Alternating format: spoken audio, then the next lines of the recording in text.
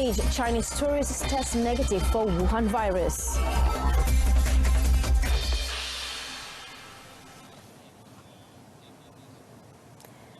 Good afternoon, I'm Cynthia Arthur. You're watching News on 2. Yang di-Pertuan Agong Al-Sultan Abdullah Riayatuddin Al-Mustafa Billah Shah and Raja Permaisuri Agong Tunku Hajah Aziza Aminah Maimunah Iskandariah extended their wish for great prosperity and good fortune this Chinese New Year for the Chinese community in Malaysia. The wish was posted on the official Istana Negara Instagram account at Istana Negara. The royal couple said they hope the arrival of the Lunar New Year will bring about a prosperous and brighter future to the Chinese community. Their Majesties also expressed their hope that the Chinese New Year will bring peace, happiness and the spirit of togetherness and solidarity among all Malaysians. Malaysians should not let petty issues be the cause for them to hate each other, but instead should strive to strengthen multiracial ties in the country. In fact, Prime Minister Tun Dr. Mahathir Mohamad said that people should be wary of instigators with an ill intention of causing racial disharmony in Malaysia. In his message, in conjunction with the Chinese New Year celebration, Tun Dr. Mahathir also believed that Malaysia's strength lies on the maturity of the people who will not be easily fooled by the instigators. Setelah berdekad lamanya, kita menerima hakikat negara kita adalah negara berbilang kaum yang memerlukan toleransi di antara kita, hidup mesra terhadap jiran dan rakan taulan. Kita tidak mahu membiarkan negara ini berporak-poranda dengan kebencian kaum. Tun Dr. Mahathir said Malaysians had stayed united, helped each other and even worked closely together regardless of their race, religion and background because of their love for this peaceful and harmonious country. At the end of the message, the Premier and his wife Tun Dr. Siti Hasmah Muhammad Ali also wished the Malaysian Chinese community kongsi facai and urged all Malaysians to continue with the tradition of visiting the homes of their friends in conjunction with the Chinese New Year. The 8 Chinese nationals who were reportedly placed under quarantine at a Johor Bahru hotel under the supervision of the Health Ministry on suspicion of carrying the coronavirus have been tested negative. The Chinese nationals, comprising 4 adults and 4 children, have been given a clean bill of health. Johor State Exco for Health, Education and Human Resources Aminul Huda Hassan said all 8 of them who had been in Johor Bahru since 22nd of January were never really quarantined, but their movements were restricted to avoid any untoward incident. Tiada kes yang disahkan sehingga hari ini melibatkan novel coronavirus dan insya-Allah kita telah buat satu tindakan yang tepat. Sebab itu yang pada masa yang lepas kita maklumkan bahawa semua kemasukan laluan masuk ke negeri Johor kita telah adakan pengesanan saringan alat pengesanan saringan ini untuk memastikan mereka yang melalui sama ada laluan darat, udara ataupun laut dia akan melalui saringan. Speaking at a special media conference in Kulai Hospital, Aminul Huda said his side will continue to monitor the movements of the 8 Chinese nationals closely. The rebranding of the Ministry of Entrepreneur Development, MED, to the Ministry of Entrepreneur Development and Cooperatives, MEDAC, on the 22nd of January was in line with the government's initiative to empower cooperative movement in the country. It is also in line with the National Entrepreneurship Policy 2030, which aims to inculcate a culture of entrepreneurship in order to drive this sector to contribute 50% to the nation's gross domestic product, GDP, by 2030. Its Minister Datuk Sri Muhammad Rizwan Yusof said the rebranding exercise was also aimed at transforming cooperatives and making them more active in the entrepreneurial sector. Tapi kita hari ini koperasi telah merangkumi golongan profesional yang akan membawa pembangunan kepada masyarakat koperasi keseluruhannya. sebab kita mahu jenamakan sebagai MEDAC, supaya ini akan memberi lebih motivation kepada mereka yang kerajaan memberi penekanan supaya mereka lebih mahu bergiat dalam aktiviti usahawanan. It was reported that the ministry decided to table the proposal to rebrand itself following requests from cooperative members, as there had been uncertainty on which ministry was in charge of cooperatives.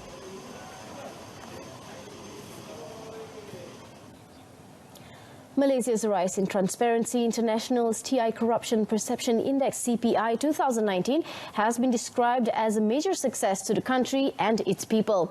Transparency International Malaysia President Dr. Muhammad Mohan says that this bodes well for future and potential investors to the country, as it showed stability in the current government administration. In a special interview with RTM, Dr. Muhammad Mohan explained how the CPI was formulated worldwide. Untuk tahun 2019, Malaysia mendapat 9 survey dari 13 ni. Jadi tak tentu, ada negara yang mungkin ada 8 survey pada tahun itu, ada yang mungkin 10. Jadi dalam situasi Malaysia tahun 2019, 9 daripada survey itu digunakan. Syarat dia kena ada sekurang-kurangnya 3 survey. Jadi kalau kita kaji balik contohnya Brunei, ada beberapa tahun dulu Brunei nama Brunei tak timbul. Ini sebab mereka kurang dari 3 survey. Jadi untuk 2019 ini 9 survey ini diambil, dan tiapnya survey akan memberi satu skor, dan skor ini akan di rescale balik. He said the government and the rakyat need to understand the Corruption Perception Index impact on the country's economy and how foreign investors look at us.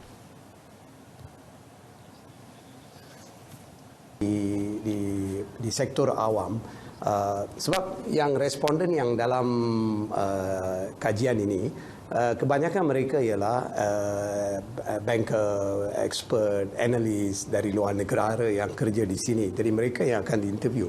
Jadi bila mereka membuat perniagaan di sini, melabur di sini, kalau mereka merasakan sesuatu pelaburan nak dibuat di sini, ada banyak rintangan, terutama sekali di agensi-agensi kerajaan dan sebagainya. Dan itu yang akan mempengaruhi keputusan yang akan didapat dari survei ini. Meanwhile, Communications and Multimedia Minister Gobind Singh Dio said Malaysia's latest ranking in the CPI is a significant milestone for the government in combating corruption.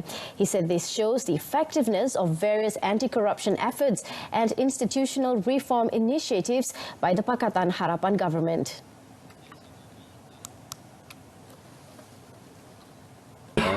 Jadi apa yang dilaporkan semalam itu adalah satu berita yang baik, ianya kepada saya menunjukkan bahawa kita ini telah pun mengambil tindakan yang betul, dan ianya telah pun menunjukkan bahawa kita sekarang ini telah pun berjaya mengurangkan kadar rasuah dan juga telah pun berjaya meningkatkan kadar integriti, khususnya peringkat kerajaan di negara kita ini. Gobind said the government will continue to beef up awareness on the need to fight corruption at all levels of society involving all Malaysians. The Transport Ministry is looking to review and tighten the existing law on the offence of drunk driving. Its Deputy Minister, Dato' Kamaruddin Jaafar, said this was due to the frequency of accidents involving drunk drivers lately.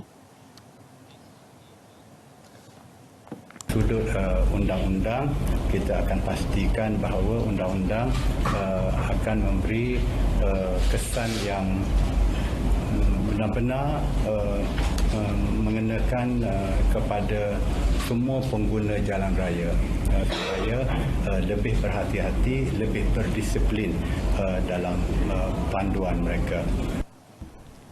Datuk Kamaruddin told this to reporters after visiting Muhammad Anas Mokti, who is being treated at Tengku Ampuan Rahimah Hospital following a crash in Jalan Kebun Klang on Thursday morning. Muhammad Anas, 27, was seriously injured after a Honda EX5 motorcycle he was riding with his friend Muhammad Hazid Muhammad Kamil, 27, skidded into a ditch after being hit from the front by a Ford Ranger four-wheel drive vehicle. Also hit by the same vehicle was another motorcyclist, Muhammad Zulfakar Borhan, 29, riding a Yamaha Novo LC, but he was pronounced dead at the scene of the accident at about 7:20 a.m. On the accident, Datuk Kamaruddin said the ministry took the incident seriously and appropriate action would be taken against the Ford Ranger driver by the relevant authority. Meanwhile, Bukit Aman Traffic Investigation and Enforcement Department JSPT Director Dato' Azizman Alias said how heavier penalties should be imposed on those found to be driving under alcohol influence. He said the police will hold discussions on the matter with the Transport Ministry and the Road Transport Department RTD in the near future.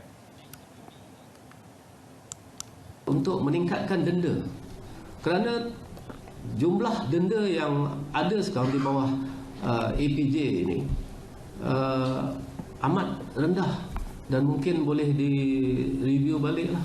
Kita mencadangkan beratkan denda itu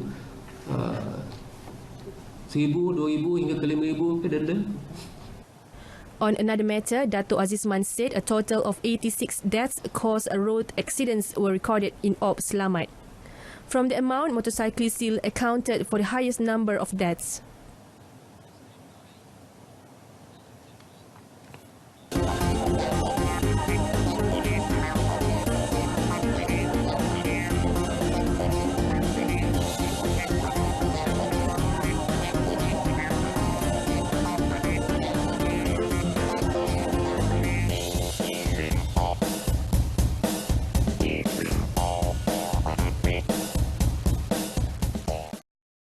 National sprinter Muhammad SYAZRUL Adli Saiful Adli was slapped with a 4-year ban for doping by the Malaysian Athletics Federation, KOM. KOM President Dato' SM Muthu said the 17-year-old who competed in the 4x100 meter relay at last year's Malaysian Closed Athletics Championships tested positive for methasterone and oxymethylone, which are classified as banned substances under the anabolic androgenic steroids during the event. Datuk Muthu said stern action must be taken against Muhammad SYAZRUL as KOM wanted to send a clear signal to other athletes that the federation does not tolerate cheaters. Dengan ini kita akan ambil keputusan apa yang kita mau beri pergantungan 4 tahun dan juga ini beliau boleh merayukan, membuat rayuan di atas aturan ini. The Pulau Pinang Malaysia Games athlete, however, has 30 days to appeal and there is a possibility that he might get a lighter sentence due to his age.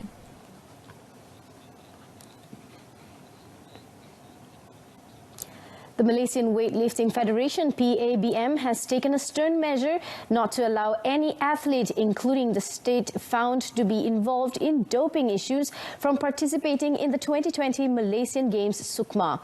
PABM Vice President Amirul Hamzan Ibrahim said this was decided at the Federation's annual general meeting, AGM, on the 20th December to ensure the sport was free of the doping problems. Amirul Hamizan admitted that such step was very harsh, but PABM have to take it so that athletes and state associations are more careful in terms of the supplements they consume. He also stressed that PABM would not compromise and would not allow any state to participate in any category of weightlifting event, even if one of their athletes were positive on dope. Sebab kita baru lepas ada mesyuarat agung tahunan yang baru-baru ni memang kita dah tukar perlembagaan kita dah kuasa undang-undang kita, maknanya sekiranya lepas ni mana-mana atlet yang berasal daripada negeri masing-masing bila ada buat satu kesalahan, kita akan ban negeri dan atlet itu sendiri. To ensure that this goal was achieved, PABM would be conducting a doping test at least 2 months before the Sukma Games, which is scheduled to be held in July.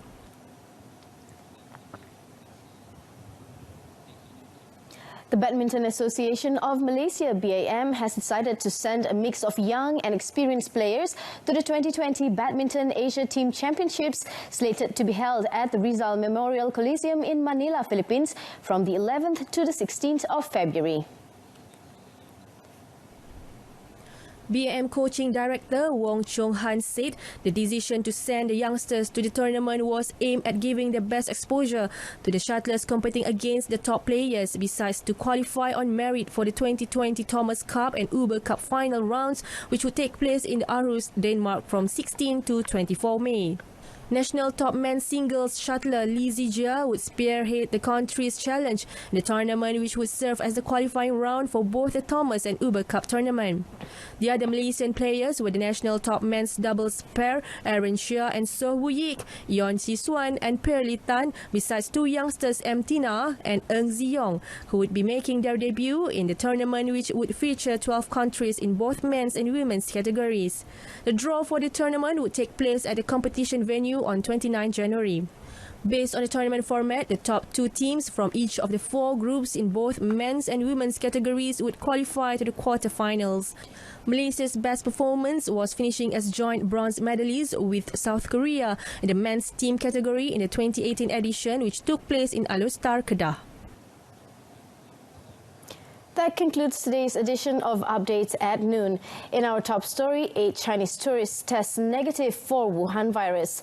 Before we go, we here at RTM would like to wish every Malaysian a happy Chinese New Year and happy holidays. Join us again at 7 tonight for more updates on the latest happenings around the world. Thank you for watching. I'm Cynthia Arthur. Stay tuned to TV2.